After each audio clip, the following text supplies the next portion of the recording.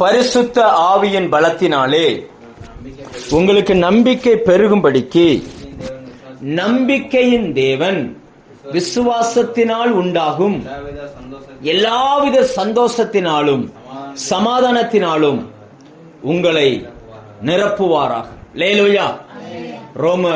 ரோம திருச்சபைக்கு அப்போஸ்தலனாகிய பவுல் எழுதும் பொழுது இப்படி எழுதுகிறார், பரிசுத்த ஆவியின் பலத்தினாலே. இன்னைக்கு சமாதானமும் சந்தோஷமும் மனுஷன் காசு கொடுத்து வாங்க முடியாது. எவ்வளவு பணம் இருந்தாலும், பணம் இருந்தா சிலருக்கு சந்தோஷம், பணம் குறைஞ்சிருச்சுன்னா சந்தோஷம் போயிடும். அது நிலையான சந்தோஷம் இல்ல. ஆனா தேவன் கொடுக்கிற ஒரு நிலையான சந்தோஷம் உண்டு. அந்த சந்தோஷம் யாருக்கு கிடைக்கும் அப்படின்னா, பரிசுத்த ஆவியானவர் எந்த மனுஷனை பலப்படுத்துகிறாரோ அந்த மனுஷனுக்குள்ளே கர்த்தரை கொடுக்கிறார். அல்லேலூயா. நாம் கண்களால் காண முடியாவிட்டாலும் நாம் அறியாத ஒருவர் நம் நடுவில் இருக்கிறார். வேதம் சொல்லுகிறது, ஆவியான அந்த தேவன் காற்றை போல இருக்கிறார். காற்றை கண்ணால பார்க்க முடியாது, ஆனா காற்று இருக்குதா? நம்மளை சுற்றிலும் காற்று இருக்கிறது போல தேவன் நம்மோடு கூட இருக்கிறார். நம்ம எங்க போனாலும் இருக்கிறார், எங்க வந்தாலும் இருக்கிறார். அந்த வசனம் சொல்லுகிறது, பரிசுத்தாவின் பலத்தினால் உங்களுக்கு நம்பிக்கை பெருகும்படி. ஆவியானவர் உங்களை பலப்படுத்த நமக்குள்ள நம்பிக்கை பெருகும். அல்லேலூயா. இன்னைக்கு மனுஷனுக்கு சிலர் மனிதனுடைய வார்த்தையை கேட்டாலே பலன் வந்துடும். சில மனிதனுடைய வார்த்தையை கேட்டா பலன் இருக்கிற பலனும் போயிடும். ஒரு முறை ஒரு பாஸ்டர் உடம்பு முடியாம ராஜபாளையம் ஹாஸ்பிட்டல்ல அட்மிட் ஆனார். அவர் ஜிஹெச்ல, ஒரு நல்ல பெரிய ஊழியக்காரர், ஜிஹெச்ல கொண்டு போயிட்டாங்க. அந்த நேரத்துல அவருக்கு எல்லா டெஸ்டும் எடுத்தாங்க. எடுத்துட்டு அந்த ரிப்போர்ட் வந்தோடனே அந்த டாக்டர், அப்பதான் புதுசா பிராக்டிஸ் பண்ணிக்கிட்டு இருக்க டாக்டர் போல இருக்கு, அப்படியே இந்த ரிப்போர்ட்டை கையில எடுத்தாரு. இப்படி பார்த்துட்டு என்ன பண்ணிட்டாருன்னா, இப்படி கீழே போட்டார். எங்க அப்படின்னாரு. ஒரே வார்த்தை தான். அப்படின்னா என்ன அர்த்தம்னா, எங்க விளைக்க போறாருன்ற மாதிரி என்ன செஞ்சுட்டாரு. ஏன்னா எல்லாம் நிறைய இருக்கு. சிமெண்ட் ஃபேக்டரி, இந்த சுகர் ஃபேக்டரி, உப்பு ஃபேக்டரி, நிறைய உள்ளுக்குள்ள நிறைய பிரச்சனை இருந்தோம்னா இது எங்க விளைக்க போகுதுன்னு இப்படி போட்டாரு பாருங்க. அந்த அதிர்ச்சியில அந்த பாஸ் இறந்து போயிட்டார். சில மனிதனுடைய வார்த்தைகள் மனுஷனை உடைந்து போக பண்ணும். சில மனிதனுடைய வார்த்தைகள் மனுஷனை தட்டி எழுப்பிவிடும். நம்ம இங்க பாக்குறோம், பரிசுத்த ஆவியானவர் நமக்கு பலன் தருவார். அந்த பலன் நமக்கு நம்பிக்கையை உண்டாக்கும். அல்லேலூயா. இன்னைக்கு நிறைய பேருக்கு வாழ்க்கையில ஜெயிக்கிறதுக்கு தேவை என்னன்னா, நல்ல நம்பிக்கை. நம்பிக்கை இருக்கிற வரைக்கும் ஒரு மனுஷனால ஓட முடியும். என்னைக்கு நம்பிக்கை குறையுதோ அன்னைக்கு அவன் ஆட்டோமேட்டிக்கா சோர்ந்து போயிடுவான். எவ்வளவோ பிரச்சனைகள் ஒரே நாளில், வீடு போச்சு, சொத்து போச்சு, வேலைக்காரங்க போனாங்க, ஆடு மாடு மிருக ஜீவன்கள் எல்லாம் போச்சு. ஆனா யோபு சொல்லுகிறார், என்னை கொன்று போட்டாலும் நான் அவர் மேல நம்பிக்கையா இருப்பேன் அப்படின்றார். அல்லேலூயா. அந்த நம்பிக்கையான அந்த வார்த்தை தான் அந்த யோபுக்கு எல்லாத்தையும் 2 மடங்கா திரும்ப கொடுத்துச்சு. நல்லா புரிஞ்சுக்கோங்க, கடந்த கால தவறு இழப்புகள் எதுவுமே நம்மளை என்ன செய்யாது, தேவனை விட்டு பிரிக்காது. கர்த்தர் எல்லாவற்றையும் நமக்கு தருவதற்கு போதுமானவராக இருக்கிறார். நம்ம பைபிள்ல இருந்து பரிசுத்த ஆவியானவர் பலப்படுத்தின சில மனிதர்களை நம்ம பார்க்க போறோம். எப்படி தேவன் ஒரு மனுஷனை பலப்படுத்துகிறார், அந்த பலம் அந்த மனுஷனுக்குள்ள எப்படி நம்பிக்கை உண்டாக்குகிறது, அந்த நம்பிக்கையினால் அவங்களுடைய வாழ்க்கையில என்னெல்லாம் நடக்க போகுதுன்றத நம்ம வேதத்திலிருந்து ஒரு 3 நபர்களை கொஞ்சம் வேகமா நம்ம பார்ப்போம். முதலாவது ஆதியாகமம் 15ஆம் அதிகாரம் 1ஆம் வசனம் எடுங்க. அங்கே ஒரு பெரிய யுத்தம் முடிச்சுட்டு ஒரு வெற்றியோடு கூட ஆபிரகாம் வருகிறார். அப்போ அன்று ராத்திரி கர்த்தர் ஆபிரகாமோடு பேச ஆரம்பிக்கிறார். என்ன சொல்றார் பாருங்க. ஆதியாகமம் 15ஆம் அதிகாரம் 1ஆம் வசனம். இந்த காரியங்கள் நடந்த பின்பு கர்த்தருடைய வார்த்தை ஆபிரகாமுக்கு தரிசனத்திலே உண்டாகி, அவர், ஆபிரகாமே நீ பயப்படாத, நான் உனக்கு கேடகமோ. தேவன் எப்படி ஒரு மனுஷனை பலப்படுத்துறாருன்னா, கேடகமாய் சுத்தி நின்று மகா பெரிய பலனா இருக்கிறார். இது நமக்கு இப்ப தெரியாது. அந்த காலத்துல பாத்தீங்கன்னா ராஜாக்கள் யுத்தத்துக்கு போகும்போது முன்னாடி ஒரு கேடகம் வச்சிருப்பாங்க, ஒரு வாள், இந்த என்ன சொல்லுவாங்க, ஆமா, ஒரு இட்லி அவிப்போம்ல அந்த சட்டி மாதிரி ஒண்ணு இப்படி முன்னாடி பிடிச்சிருப்பாங்க. அதான் கேடயம். என்னன்னா எதிரி வரும்போது இந்த கேடயம் என்ன செஞ்சிருமா, நம்மளை காப்பாற்றும். அதே நேரம் கையில வச்சிருக்கிற ஆயுதத்தை வச்சு நம்ம எதிரி அடிக்க முடியும். ஆண்டவர் சொல்றாரு, உன்னை பாதுகாக்கிறத நான் தான், உன் எதிரியோடு யுத்தம் பண்றதும் நான் தான், நான் உனக்கு மகா பெரிய பலன் அப்படின்றாரு. உனக்கு நான் மகா பெரிய பலனா இருக்க, நீ பயப்படாத அப்படின்னு சொல்றாரு. இந்த சூழ்நிலை எப்படி இருக்கு அப்படின்னாச்சுன்னா, ஆபிரகாம் எல்லா விஷயத்திலும் ஜெயிச்சிட்டாரு. ஆனா தனிப்பட்ட வாழ்க்கையில அவர் எதிர்பார்த்த ஒரு காரியம் நடக்கல. இவங்க எங்க போனாலும் ஜெயம். 5 ராஜாக்கள் முடியாத ஒன்றை தனி மனுஷனா கூட ஒரு வெறும் 318 பேரை கொண்டுட்டு போய் ஜெயிச்சுட்டு வந்துட்டாரு. எந்த பக்கம் போனாலும் ஜெயம். ஆனா தனி மனிதனுடைய வாழ்க்கையில பாத்தீங்கன்னா தோல்வி. ஒரு குழந்தைய அவரால் என்ன செய்ய முடியல, பெற்றெடுக்க முடியல. என்னதான் இருந்தாலும் நம்ம கிட்ட இருக்கிற ஒரு குறைய வச்சுதான் உலகம் நம்மளை பார்க்கும்.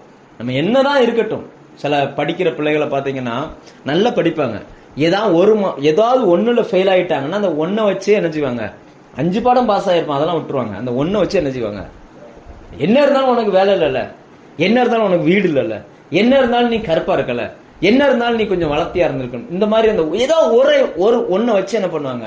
அப்போ ஆபிரகாமுக்கு ஒரு பெரிய வெற்றி, ஒரு பெரிய ஜெயம். அந்த ஜெயம் வந்துட்டு வீட்டுல தூங்கும் போது ராத்திரி ஆண்டவர் வந்து பேசுறாரு, நீ பயப்படாத, நான் உனக்கு மகா பெரிய பலனா இருக்கிறேன், நான் உனக்கு கேடகமா இருக்கிறேன்னு. ஆபிரகாமுக்கு அதுல சந்தோஷமே வரல. அடுத்த வார்த்தையில சொல்றாரு, அடுத்த ஆபிரகாம் சொல்றாரு, கர்த்தராகிய ஆண்டவரே, அடியனுக்கு என்ன தருவீர், நான் பிள்ளை இல்லாம இருக்கிறேனே, என் வீட்டுல பிறந்த அந்த எலேசர் என் வீட்டு விசாரணை கர்த்தனா இருக்கான், நீங்க எனக்கு குழந்தை தரல, புத்திர சந்தானம் அருளவில்லைன்னு டைரக்டா ஆண்டவர் மேல கம்ப்ளைண்ட் பண்றாரு. நீங்க சொன்னீங்க ரைட்டு, பலனா இருக்கேன்னு சொல்றீங்க, ஆனா என் வாழ்க்கையில இன்னும் ஒரு குறை இருக்குது, ஏதோ ஒரு குறைக்காக நம்ம வந்திருக்கலாம். ஆண்டவருடைய வார்த்தை அதை சுட்டி காட்டுகிறது, நான் உனக்கு பலனா இருக்கிறேன். ஆபிரகாமுக்கு குழந்தை இல்லை, ஆனா நமக்கு சில குறைகள் வாழ்க்கையில் என்ன செய்யுது இருக்கு. பொருளாதாரத்துல குறை இருக்குது, நம்முடைய கடன் பிரச்சனைகள் மாறல, நல்ல ஒரு வேலை இல்லை, என்னதான் இருந்தாலும் சில நேரங்களில் சொல்லுவாங்கல்ல, அது என்ன பிரச்சனைனா கணவன் மனைவி சண்டை வந்தா பாதிக்கப்படுறது யாருன்னு நினைக்கிறீங்க? சர்ச்சு தான் பாதிக்கப்படும். அவங்க சர்ச்சுக்கு வர மாட்டாங்க. என்னன்னா பிரச்சனை யாருக்கு? இது ஞாயிற்றுக்கிழமை புருஷனுக்கு பொண்டாட்டிக்கு சண்டை வந்தனா எங்க வர மாட்டாங்க, சர்ச்சுக்கு வர மாட்டாங்க. சர்ச்சில் விசுவாசி கூட சண்டை வந்தாலும் எங்கதான் வர மாட்டாங்க, சர்ச்சுக்கு வர மாட்டாங்க. அப்பாவுக்கும் அம்மாவுக்கும், அதாவது அம்மாவுக்கும் பிள்ளைகளுக்கும் அல்லது அப்பாவுக்கும் பிள்ளைகளுக்கும் குடும்பத்துக்குள்ள எந்த பிரச்சனை வந்தாலும் முதல்ல பாதிக்கப்படுறதுன்னா சர்ச்சுக்கு போய் என்னத்தை கண்டோம், இன்னும் தான் சரியா பிரச்சனை சரி. சில நேரங்கள் அந்த மாதிரி வந்துடும். சில நேரங்கள்ல வீட்டுல துறையோ ஏதாவது ஒரு வாக்குவாதம் வரும்போது, ஆமாப்போ வேலையும் இல்லை ஒண்ணும் இல்லை, ஆண்டவர் நமக்கு வேலையும் தரல ஒண்ணும் தரல, என்னத்தை சர்ச்சுக்கு போய். அடுத்த வார்த்தை எது, எங்கதான் பாதிப்பு வருது, சபைக்கு தான் பாதிப்பு வருது. இப்ப ஆண்டவர் அங்க பாருங்க, ஆண்டவர் வந்து சொல்ற, நான் உனக்கு மகா பெரிய பலனா இருக்கிறப்பா, நான் உன்னை பாதுகாத்துக்கிடுவேன் அப்படின்னு சொன்னோன்னே ஆபிரகாமுக்கு சந்தோஷமே இல்லை. ஏன்னா அந்த ஒரு குறை அவருடைய மனசுல இருந்துகிட்டே இருக்குது. இன்னைக்கு எத்தனையோ நம்ம எவ்வளவுதான் ஜோம் பண்ணாலும், எவ்வளவுதான் பைபிள் படிச்சாலும், எவ்வளவுதான் பிரசங்கம் கேட்டாலும் ஏதோ ஒரு குறை நம்முடைய மனசுல இருந்துகிட்டே இருக்கு. அதனாலதான் வசனங்கள் வரும் பொழுது கூட நம்மளால அதை அங்கீகரிக்க முடியல. ஏதோ ஒன்று நமக்குள்ள கடந்த காலத்துல ஆண்டவர் தருவேன்னு சொன்னது இன்னும் நிறைவேறாமல் அப்படி வெயிட்டிங்லயே இருந்துகிட்டு இருக்கு. அப்ப ஆண்டவர் சொல்றாரு, இந்த ஒண்ணுக்காக ஆபிரகாம் சோர்ந்து போய் அப்படி உட்கார்ந்து இருக்கிறார். எனக்கு நீங்க பிள்ளை தரல அப்படி சொல்றாரு. எனக்கு நீங்க சில நேரங்களில் நம்ம நினைக்கிறோம் இல்லையா, நம்ம கார் எடுக்கணும்னு நினைக்கிறோம், கார் எடுக்கல. ஆண்டவரே என்ன ஆண்டவரே, நேத்து வந்தோம்லாம் கார் எடுத்துனா நம்மகிட்ட ஒண்ணும் இல்லை, நேத்து வந்தவன் பைக்ல போறான் நம்ம ஒண்ணும் இல்லாம இருக்கிறோம், நேத்து வந்தவன் சர்ச்சு கட்டிட்டான் நம்ம இப்படி இருக்கிறோம், அவங்க சர்ச்சில் அவ்வளவு பேர் வர்றாங்க நாங்க இந்த மாதிரி சில ஏதோ ஒரு குறை எல்லாருக்குள்ளும் இருக்கு, எல்லா விசுவாசிகளும் இருக்குது. அப்ப அந்த குறைகளோடு இருக்கிற அந்த மனுஷனை கர்த்தர் எப்படி பலப்படுத்துறார், அவனை என்ன சொல்றாருன்னா, அடுத்து அவர் சொல்றாரு, ஆபிரகாம் நீ வெளியில வா அப்படின்றார். நீ ஒரு 4 சவத்துக்குள்ள உட்காந்து உன் குறைய நீ பாத்துக்கிட்டு இருக்கிற, முதல்ல நீ வெளியில வா. வெளியில வந்து இதெல்லாம் இருக்கு, பைபிள்ல இருக்கு, அடுத்தடுத்து வரும். வெளியிலே அழைத்து வெளியில வா, ஃபர்ஸ்ட் முதல்ல அங்க இருந்து வெளியில வா. முதல்ல வானத்தை அண்ணாந்து பாரு. நீ எதிர்பார்த்துக்கிட்டு இருக்கிறது ஒரே ஒண்ணுக்காக எதிர்பார்த்துட்டு இருக்க. அவர் சொல்றார், நட்சத்திரத்தை எண்ணிப்பார், அவைகளை என்ன கூடுமானால் நான் உனக்கு தருகிற உன் சந்ததி எப்படி இருக்கும். இது ஒரு வேலைக்காக நம்ம எதிர்பார்த்துட்டு இருப்போம். ஆண்டவர் சொல்வாரு, இங்க பாரு நட்சத்திரத்தை எண்ணி பாடுறா, உன்னால செய்ய முடியாத அளவுக்கு வேலையை நான் தருவேன், உன்னால எண்ண முடியாத அளவுக்கு பணத்தை நான் தருவேன். நீங்க நம்புறீங்களா? என்னப்பா ஒரு சந்தோஷமே இல்லையா? உங்களால ஒரு நைட்டு முழுக்க உட்காந்து எண்ணினாலும் எண்ண முடியாத அளவுக்கு தேவனால் நமக்கு பணத்தை தர முடியும். லேலூயா. நம்ம காணிக்கைன்றதுக்கு மிஷின் தான் வாங்கி வைக்கணும். இனிமே அந்த அளவுக்கு சபையில காணிக்கைகளை கர்த்தர் கொண்டு வருவார். லேலூயா. நம்ம டிஜிட்டல் வாங்கி வச்சிருக்கிறோம், அதுலதான் பணம் போடணும். நமக்கு வர்ற பணம் எல்லாம் டிஜிட்டல்ல தான் வந்துகிட்டு இருக்குது. நீங்க நம்பினா நம்புங்க, நம்பலன்னா என்ன செய்யுங்க, ஒண்ணும் பண்ண முடியாது. ஆண்டவர் சொல்ல ஒரே ஒண்ணுக்காக அந்த மனுஷன் காத்துக்கிட்டு இருக்கிறான், ஒண்ணு கிடைச்சிடாதா அப்படின்னு சொல்லி ஆண்டவர் சொல்ல, மேல வெளியில வா, வெளியில வந்து வானத்தை பாரு, அதை உன்னால என்ன முடியும்னா நான் உனக்கு தர்ற பிள்ளையும் உன்னால என்ன செய்ய முடியும். ஆபிரகாமுக்கு குழந்தை தான் பிரச்சனை, ஆனா நமக்கு குழந்தை பிரச்சனை இல்ல, நமக்கு ஏதோ ஒரு சில பிரச்சனை. நீங்க எதை எதிர்பார்த்துக்கிட்டு இருக்கிறீங்களோ அதுல ஆண்டவர் சொல்லுகிறார், உங்க கண்ணுக்கு மறைவாய் நிறைய நான் வச்சிருக்கிறேன், நிறைய வச்சிருக்கிறேன். நீ இருக்கிற அந்த துக்கத்துல, அந்த இருக்கிற அந்த மனநிலையை அதை விட்டு நீ முதல்ல வெளியில வா. நீ வெளியில வந்து நான் காட்டுறத நீ ஃபர்ஸ்ட் பாரு அப்படின்னு. உடனே அதுல வசனம் அது எப்படி தெரியுமா எழுதியிருக்கு? அது எப்படி இருக்குன்னா, அவனை கர்த்தர் வெளியிலே அழைத்து வானத்து நட்சத்திரங்களை பார், அவைகளை என்ன கூடுமானால் என்னன்னு சொல்லிட்டு ஒரு கமா போட்டார். அப்படின்னா என்ன அர்த்தம்னா, இவர் டக்கு டக்கு டக்கு டக்குன்னு என்ன ஆரம்பிக்கிறார். கொஞ்சத்தை எண்ணி முடிச்சோன்னா என்ன முடியல, நட்சத்திரத்தை என்ன முடியுமா? அடுத்துதான் சொல்றாரு, அடுத்துதான் ஆண்டவர் சொல்றாரு, உன் சந்ததி இப்படி இருக்கும்.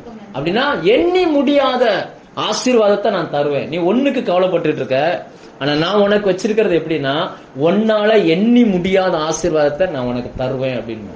லேலூயா. இந்த வார்த்தையை நம்புங்க.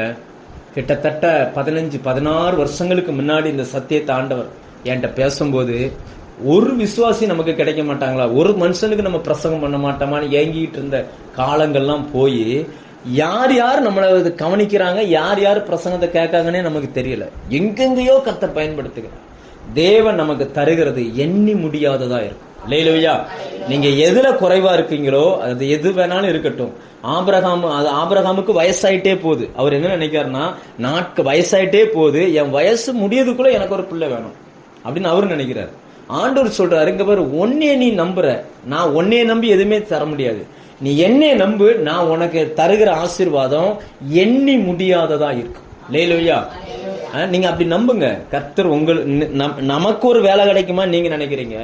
உங்க மூலமா 1000 பேருக்கு வேலை கொடுக்கறதுக்கு அவர் ரெடியா இருக்கிறார்.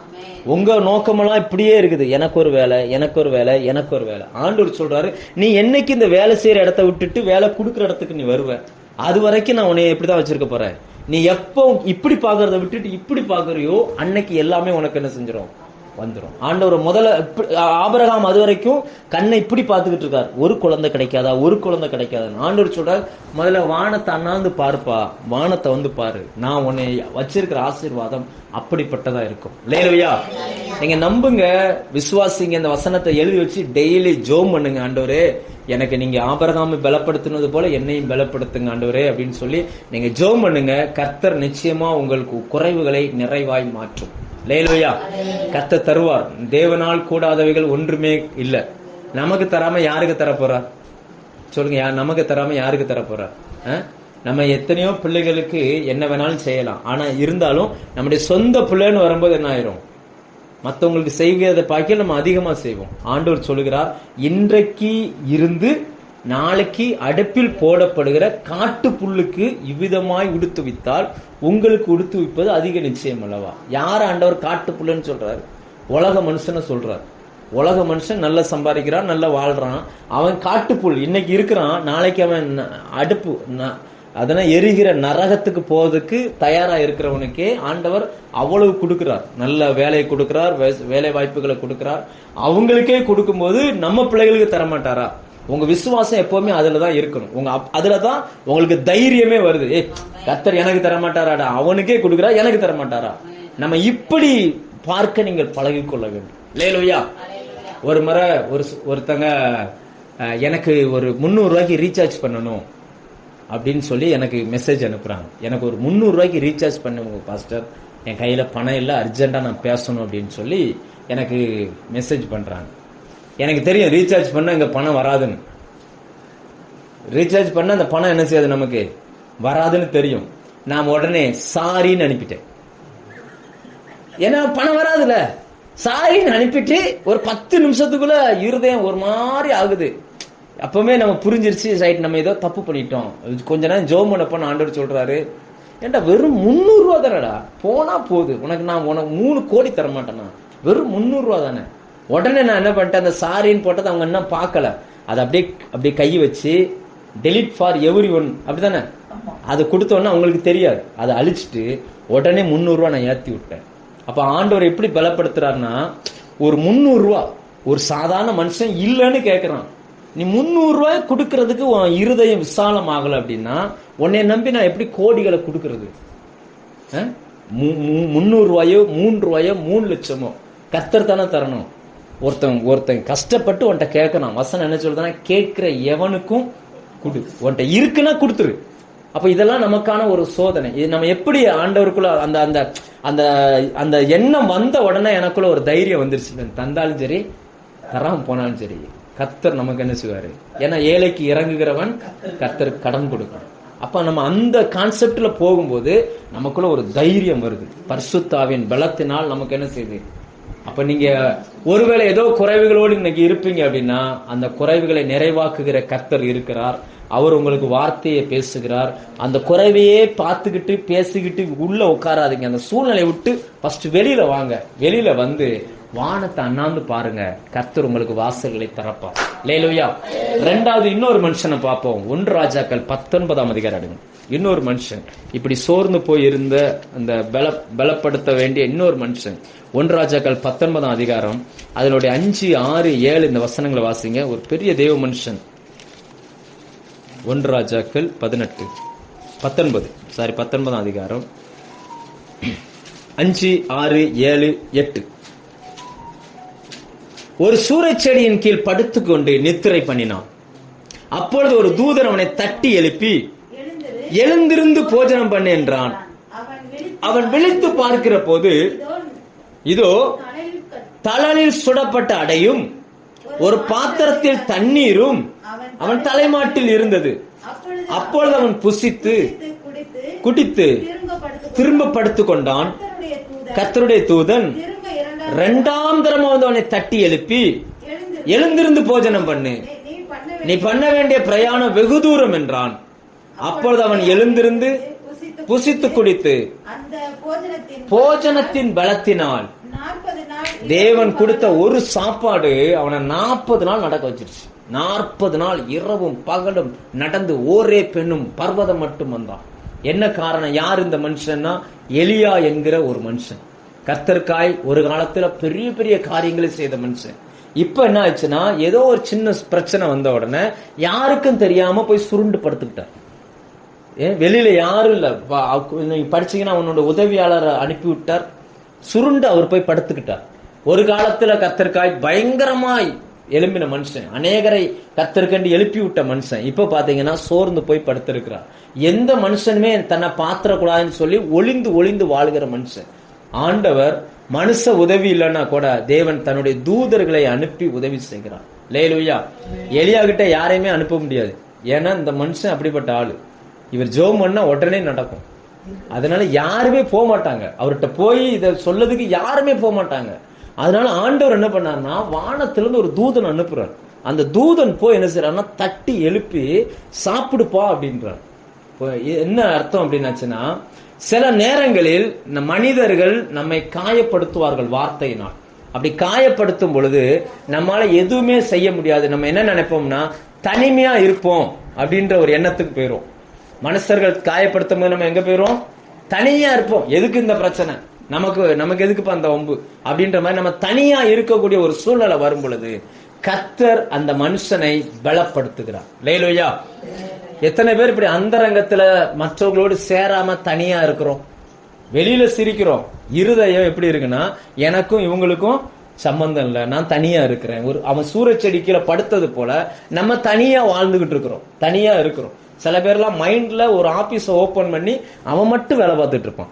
அவன் நடந்துகிட்டு இருந்தாலும் அவன் மூளை வேற ஒன்னு யோசிச்சுக்கிட்டே இருப்போம்.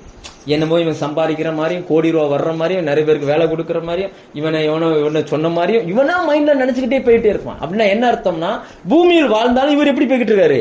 தனியா போயிட்டு இருக்காரு. யாருக்குமே இது தெரியாது. நல்லா புரிஞ்சுக்கோங்க. மனுஷன் யாருக்கு உங்களுடைய சோர்வு தெரியுதோ தெரியலையோ, கர்த்தருக்கு நன்றாய் தெரியும். படைத்தவர் உங்களை ஒரு நாளும் கைவிட மாட்டார். அவர் போய் படுத்து கிடக்காரு. அவர் அப்படி படுத்துட்டார். ஏன்னா சாகணும்னு விரும்புறார். இன்னும் சொல்ல போனா, அந்த செடி ஒரு விஷ செடி. அந்த செடிக்கு கீழே படுத்து எவனுமே பிழைக்க முடியாது. அது எப்படி மரங்கள் கார்பன் டை ஆக்சைடை உட்கொண்டு ஆக்சிஜனை வெளியிடுமோ, இந்த சூரச்செடி மட்டும் விஷத்தை தான் வெளியிடும். நீங்க ஒரு சங்கீதத்துல கூட வாசிக்கலாம். சங்கீதம் 124 நினைக்கிறேன். சூரச்செடியே உனக்கு என்ன செய்யப்படும்? தணல்ல கிடக்கிற அந்த நெருப்புக்கு தான் அந்த சூரச்செடியை போடுவாங்க. யாராவது இந்த சூரச்செடியை எங்க பார்த்தாலும் பிடுங்கி போட்டுருவாங்க, இல்லைன்னா வெட்டி தூக்கி நெருப்புல போட்டுருவாங்க. ஆனா இவர் என்ன பண்ணார் அப்படின்னாச்சுன்னா, சாகணும்னு சொல்லி அங்க போய் படுத்துட்டார். ஆனா வசனம் என்ன சொல்லுகிறது? கர்த்தர் உங்க கூட இருப்பாரே, ஆனால் நீங்களே சாவ விரும்பினாலும் அது உங்களுக்கு வரவே வராது. அல்லேலூயா. அம்மா சாட்சி சொன்னாங்க. எத்தனை பேர் கேட்டீங்க? நான் 1ஆம் தேதி என்ன சொன்னாங்க? அவங்களாம் முடிவு பண்ணிட்டாங்க, நான் செத்துருவேன். அவங்களாம் முடிவு பண்ணி டைரி எடுத்து எந்தெந்த பொருள் எங்க இருக்குது, யார் யாருக்கு எவ்வளவு பணம் கொடுக்கணும் எல்லாம் எழுதி வச்சுட்டாங்களாம். ஏன்னா இவங்க நினைச்சிட்டாங்க நம்ம ஜீவன் என்ன செய்ய போகுது, போகுது, யாருக்குமே தெரியாது. டைரிலாம் எழுதி வச்சுட்டாங்களாம். ஆனா கர்த்தர் அவர்களை அறிந்தார். அல்லேலூயா. கர்த்தர் அறிந்தார். ஒரு மனுஷனை அனுப்பினது போல கன்வென்ஷனுக்கு கர்த்தருடைய ஊழியக்காரர் மூலம் அந்த வார்த்தை வெளியே வந்துச்சு. அந்த வார்த்தை வெளியில வந்து இவங்க போய் ஜெபம் பண்ணாங்க. அன்னையோட அந்த பிரச்சனை சரியா போச்சு. அல்லேலூயா. கேட்டீங்களா? சொன்னாங்க, கேட்டீங்களா? எதுக்கு சொல்றேன் அப்படின்னாச்சுன்னா, நம்முடைய தனிப்பட்ட தேவைகளை அறிகிற தேவன் அவர். நீங்க உங்களுக்கு நிறைய நேரங்கள்ல வெளியில சொல்ல முடியாத சில பிரச்சனைகள் உங்களுக்குள்ள இருக்கலாம். சில நேரங்கள்ல நீங்க மனசுல ஆசைப்படுவீங்க, நான் இதெல்லாம் செய்யணும்னு ஆசைப்படுவீங்க. ஆனா உங்ககிட்ட பணம் இருக்காது. உடனே என்ன செய்வோம்னா, நம்மளால ஒரு உற்சாகம் இல்லாம அப்படியே ஓரமா ஒதுங்கிறோம். ஏன்னா நம்மகிட்ட ஒண்ணுமே இல்லை, நம்ம என்ன செய்ய போறோம் அப்படின்னு ஒதுங்கிருப்போம். இப்படி நீங்க ஒதுங்கி போனாலும் ஆண்டவர் உங்களை விடவே மாட்டார். ஒரு தூதனை அனுப்புகிறார், அனுப்பி அவனை பலப்படுத்துகிறார். பரலோகத்திலிருந்து ஒரு சாப்பாடு வருது. எந்த மனுஷன் அவனுக்கு சமைச்சு கொடுத்தான்? வசனம் சொல்லு, நெருப்புல சுடப்பட்ட ஒரு அப்பம். இந்த வசனத்தை அனுப்புகிறார். சாப்பிட்டு அவருக்குள்ள ஒரு பலத்தை கர்த்தர் கொடுக்கிறார். அல்லேலூயா. இன்னைக்கு வசனம் உங்களுக்கு ஒரு ஜீவன். இந்த வசனங்களை கேட்பது ஒரு ஜீவன், ஒரு பலன். இது உங்களுக்குள்ள வந்த உடனே ஒரு மாற்றம் வரும். மரணத்தை விரும்பின மனுஷனுக்கு கூட கர்த்தருடைய வார்த்தை வந்துச்சுன்னா நம்பிக்கை வருகிறது. சாகணும்னு படுத்தவன் இப்ப எந்திரிச்சு என்ன பண்ணிட்டான்? 40 நாள் நடந்து ஓரேப் மலைக்கு போயிட்டார். அதுக்கப்புறம் பலத்த காரியங்களை அவர் செஞ்சார். எதுக்காக இதை சொல்றேன்னா, தேவன் எப்படி ஒரு மனுஷனை பலப்படுத்துறார் பாருங்க. ஒண்ணு, தனிப்பட்ட விதத்துல தனிப்பட்ட வாழ்க்கையில இருந்த தோல்விகளை கர்த்தர் மாற்றினார். இங்க பாத்தீங்கன்னா அவன் ஏன் சோர்ந்திருக்கான்னு யாருக்குமே தெரியல. அவனுக்கு உடனே என்ன தேவையோ அதை கொடுக்கிறார். அவனுக்கு உடனே என்ன தேவை? சாப்பாடு தேவை. உங்களுக்கு என்ன தேவையோ ஆண்டவர் அதை உடனே என்ன செய்வாரு? உங்களுக்கு தருவார். என்ன தேவை, உங்களை நடக்க வைக்கிறதுக்கு என்ன தேவையோ அதை உங்களுக்கு என்ன செஞ்சுறாரு? கர்த்தர் தருவார். அல்லேலூயா. மனிதர்கள் 1000 பேசட்டும், என்ன வேணாலும் சொல்லட்டும், ஆனா உங்களை உண்டாக்கின தேவனுக்கு உங்களுடைய தேவைகள் தெரியும். தனி மனிதனுடைய தேவை யோசிச்சு பாருங்க. நான் எங்க சபை கட்டிக்கிட்டு இருக்கும்போது, சர்ச்சு கட்டிக்கிட்டு இருக்கும்போது, அங்க சாத்தூர்ல சர்ச்சு கட்டிட்டு இருக்கும்போது என்னால லீவ் போட முடியாது. ஏன்னா லீவ் போட்டாச்சுன்னா வீட்டுக்கு தேவையான பணம் கிடைக்காது. நம்ம என்னதான் விசுவாசம் எல்லாம் சொன்னாலும், நான் இயேசுவை விசுவாசிக்கிறேன்னா பானையில சோறு வர்றாது. நமக்கு வேலை செய்யணும், அந்த பணம், அந்த ஸ்டேஜ், அந்த நேரம். அப்ப சர்ச்சு வேலை நடந்துகிட்டு இருக்கும். நான் என்ன தெரியுமா பண்ணுவேன்? வேலை முடிச்சுட்டு 6-6:30 வேலை முடிச்சுட்டு வந்து நைட்டு 11 மணி வரைக்கும் அந்த சர்ச்சு எல்லாரும் போயிருவாங்க. மண்ணு மாடியில தான் சர்ச்சு கட்டினாங்க. மண்ணு ஏத்துறது, செங்கல் ஏத்துறது, அந்த வேலையெல்லாம் செஞ்சுக்கிட்டு இருப்போம். ஒரு நாள் அப்படி வேலை செஞ்சு முடிக்கும் போது நைட்டு 11-11:30 மணி ஆயிடுச்சு. சரியான பசி. வீட்டுக்கு போனா வீட்டுல சாப்பாடு, தண்ணி ஊத்தல என்ன ஆகும்? ஆமா, அந்த கஞ்சி சாப்பிட முடியாது. காலையில பொங்கின சோறு நைட்டு 11 மணி வரைக்கும் தண்ணி ஊத்தாம இருந்தா என்ன ஆகும்? சோறு கெட்டு போச்சு. நல்ல பசி. நைட்டு 11:30 மணி இருக்கும். வீட்டுல போய் பார்த்தா சோறு கெட்டு போச்சு, சாப்பிட முடியாது. இருதயமெல்லாம் ஒரு மாதிரி யோசிக்க, ஆண்டவரே சர்ச்சையில் வேலை செஞ்சு கடைசியில பட்னியா படுக்க வேண்டிய நிலமாயிரும் போல இருக்கு அப்படி நினைக்கும் போது டக்குன்னு ஒரு போன் வருது. எங்க சர்ச்சு பாஸ்டர்மா போன் அடிக்கிறாங்க. மோகன் சாப்பிட்டீங்களா அப்படின்றாங்க. நான் சோறு கெட்டு போச்சுன்னு சொல்லல, இல்ல இனிமேதான் சாப்பிடணும். நீங்க சாப்பிட வேண்டாம், சோத்துல தண்ணி ஊத்தி வச்சுட்டு நேரா வீட்டுக்கு வாங்க, பாஸ்டருக்கு சப்பாத்தி சுட்டேன், பாஸ்டர் வேணான்ட்டாரு, அதனால நீங்க இங்க வந்து சூடா சாப்பிட்டு போங்க அப்படின்னு. எதுக்கு இது சொல்றேன்னா, என் தனி மனித பசிய கூட தேவன் அறிந்தார். அல்லேலூயா. சொல்ல புரியுதா? இந்த எலியா படுத்திருக்கிறார் பாருங்க. இவர் போறதுக்கு இப்ப என்ன தேவை? சாப்பாடு தேவை. ஆண்டவர் உடனே மனுஷன் இல்லாட்டாலும் கர்த்தர் ஒரு தூதனை அனுப்பி அந்த சாப்பாடை கொடுத்து என்ன செஞ்சாரு? நடக்க விட்டார். இன்னைக்கு உங்களால வாழ்க்கையில எங்கேயாவது திணறி போய் நிக்கிறீங்களா? அடுத்த ஸ்டேஜுக்கு போக முடியாம நிக்கிறீங்கன்னா, உங்களுக்கு என்ன தேவையோ தேவன் அதை தந்து உங்களை அடுத்து நடக்க விட்டுருவார். உங்க வாழ்க்கை நடப்பதற்கு ஆண்டவர் என்ன செய்வாரு? உதவி செய்வார். அல்லேலூயா. அதுதான் கர்த்தர் தருகிற நம்பிக்கை. அந்த நம்பிக்கையில நீங்க என்ன செஞ்ச, அந்த வசனம் சொல்லும், அந்த சாப்பிட்டு அந்த பலத்திலேயே இரவும் பகலும் 40 நாள் நடந்து போனான் அப்படின்னு சொல்லும். அப்போ உங்களுக்கு நிறைய பேருடைய லைஃப் ஏதோ ஒரு இடத்துல போய் அப்படி ஸ்டக் ஆகி நிற்கும். அடுத்து ரன் ஆகணும் அப்படின்னாச்சுன்னா ஏதோ ஒண்ணு தேவைப்படும், அதை கர்த்தர் உங்களுக்கு தருவார். அடுத்ததா இன்னொரு நபரை பார்த்து நம்ம முடிப்போம். லூக்கா 22:43. லூக்கா 22ஆம் அதிகாரம் 43ஆம் வசனத்துல, ஒருவருக்கு ஒன்று தேவைப்பட்டது. யார் அது?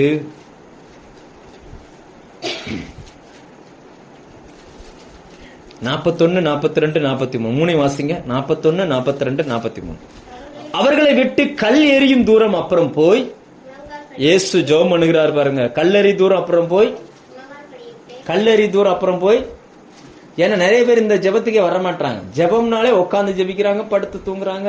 ஆனா இயேசு அந்த பாறையில எப்படி ஜெபம் பண்ணாராம்?